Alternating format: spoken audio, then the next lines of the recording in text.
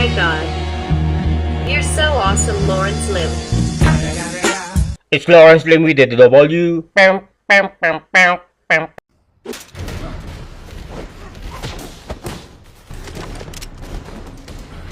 Frank Castle has spent the last 5 years working as the Punisher and launches an attack on a party hosted by mob boss Gaetano Cesare.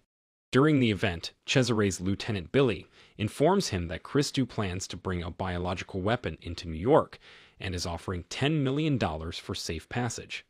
Billy adds that the weapon will leave the city, so Cesare personally faces no threat. Cesare, however, rejects the deal, which enrages Billy. He considers himself the mob's top earner. When Cesare compares Billy to his unhinged brother, Looney Bin Jim, Billy flies into a rage. Castle kills everyone except Billy, who escapes and retreats to his hideout at a recycling plant.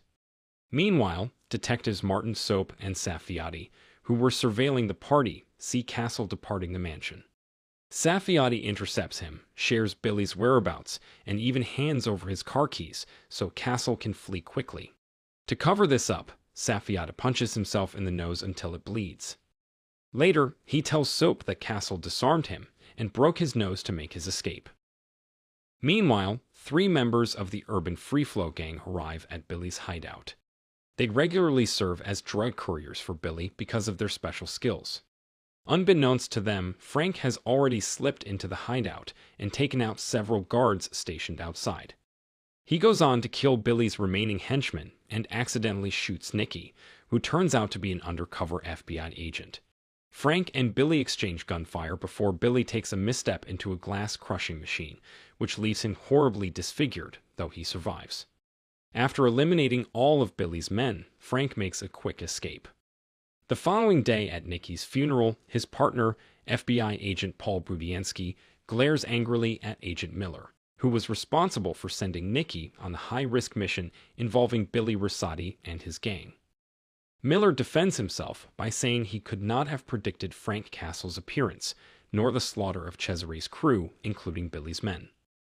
Paul visits Angela, Nikki's wife, vowing to bring Frank Castle, the one responsible for Nikki's death, to justice. From a distance, Frank attends Nikki's funeral, then stops by his own family's graves. Memories of their massacre haunt him, fueling his vigilante actions. Later, Paul confronts the local police for failing to capture Frank, who has been acting as a vigilante for 4 years. A tense argument follows until Saffiati advises Paul to speak with Officer Martin Soap, who has been investigating Frank. Soap explains that Frank once served in special forces, but after the Mafia murdered his wife and daughter, he began fighting crime on his own terms, convinced that some criminals never receive the punishment they deserve.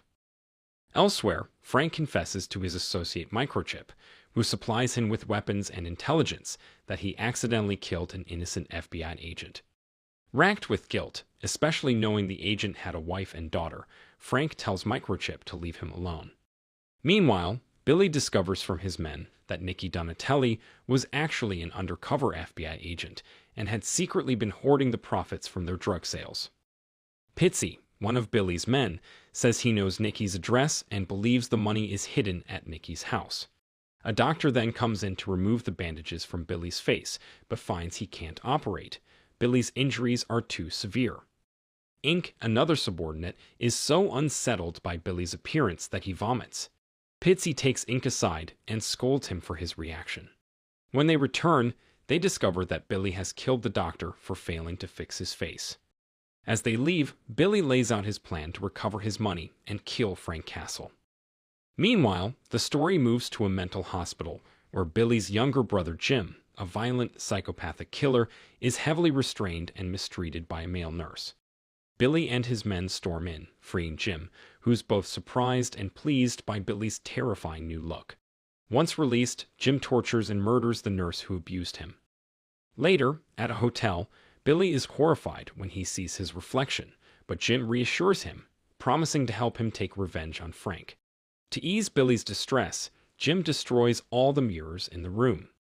That evening, Frank goes to Nicky's home to see Angela, hoping to apologize for killing Nicky and offering her money as compensation. Instead, Angela draws a gun on him and orders him to leave. Elsewhere, Billy and his crew meet with drug lord Christou. One of Christou's men mocks Billy's disfigured face, prompting Billy to kill him on the spot. Tensions flare, but Christou manages to calm everyone down, and they agree to finalize a deal at the docks soon. The following day, Frank tells Microchip at his home that he plans to give up being the Punisher and leave town. However, Microchip reveals that Billy Rosati is still alive and seeking revenge. Hearing this, Frank decides not to retire and instead vows to kill Billy and his men.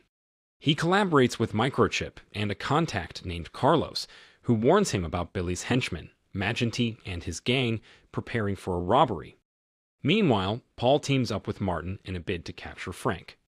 That night, having discovered where Magenty and his crew were hiding, Frank launches an attack and kills them all. Before finishing off Magenty, he forces him to disclose Billy's whereabouts. Meanwhile, Paul and Martin show up, spot Frank, and give chase. Frank and Paul engage in a violent struggle, with Frank ultimately overpowering Paul, only to realize it was part of Paul's plan to arrest him. Frank pleads to be released, explaining that Billy and his men are en route to Angela's house for the drug money Nikki stashed there, but Paul ignores him and puts him in handcuffs. At the same time, Billy and his crew break into Nikki's house, taking Angela and her daughter hostage.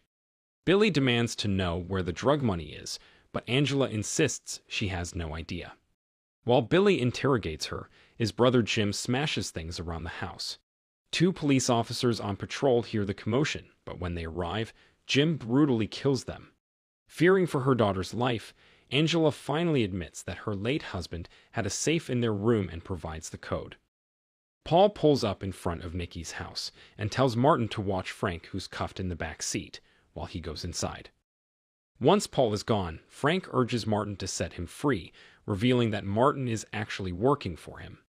Inside, Ink and Pitsy are ready for Paul, warning him not to try anything if he values Angela and her daughter's lives. Meanwhile, Billy is furious to discover the safe is empty. His anger causes a commotion, and Jim joins in. Pitsy orders Ink to check upstairs, but Frank appears and attacks him. Seizing the moment, Paul reclaims his gun and aims at Pitsy, though Frank kills Pitsy first. Frank then rushes Angela and her daughter to safety. Paul tries to stop him, but Billy and Jim come downstairs and open fire, forcing Paul to take cover and letting Frank escape. Ultimately, Paul and Martin manage to catch Billy and Jim, who are taken to the police station and then to the FBI. Agent Miller offers to release them if they help capture Christou and his gang. Billy and Jim agree without hesitation. At the docks, FBI agents lie in wait for Christou, and Billy and Jim's cooperation leads to his capture. True to his word, Miller frees them, and also gives them information about Microchip, Frank Castle's close ally. Meanwhile, Carlos informs Frank that Microchip can't meet him because his mother is ill. Frank instructs Carlos to watch over Angela and her daughter while he heads to Microchip's house.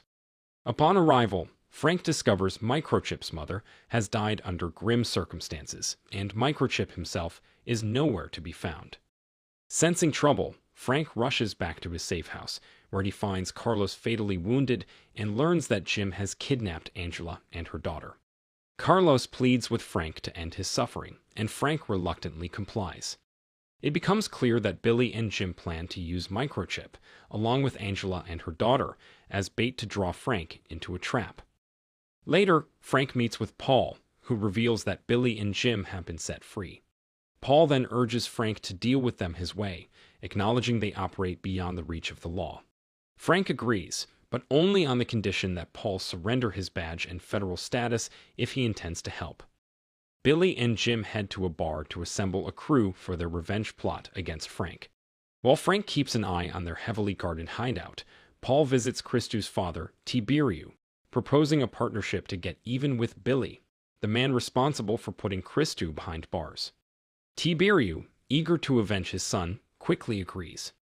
That night, he and his hand-picked men arrive at Billy's place under the guise of mercenaries ready to fight the Punisher. Inside the building, Angela, her daughter, and Microchip are held captive. Tiberiu instructs his men to open fire on Billy's crew, triggering a massive shootout. While the gunfire erupts below, Frank slips in from above and eliminates several of Billy's henchmen. He then clashes with Jim but ultimately gains the upper hand, drawing on his elite special forces training. Jim flees to the hostage room, where Billy holds Microchip at gunpoint and Jim threatens Angela and her daughter. Forced to choose whom to save, Frank opts for Angela and her daughter, leaving Microchip to be killed by Billy. Enraged, Frank then finishes off Jim and viciously beats Billy before killing him as well. With Billy's men defeated and Angela's family freed, Paul urges Frank to escape before the police arrive. Angela hugs Frank, letting him know she forgives him. Outside, Martin tries to persuade Frank to retire from his vigilante life, only to quickly change his mind when a mugger appears, and Frank dispatches him on the spot. I heard a rumor through the grapevine so bold. Lawrence Lim got a million stories untold. From green jokes, conspiracies, and edits with flair. You gotta follow him, baby, if you dare.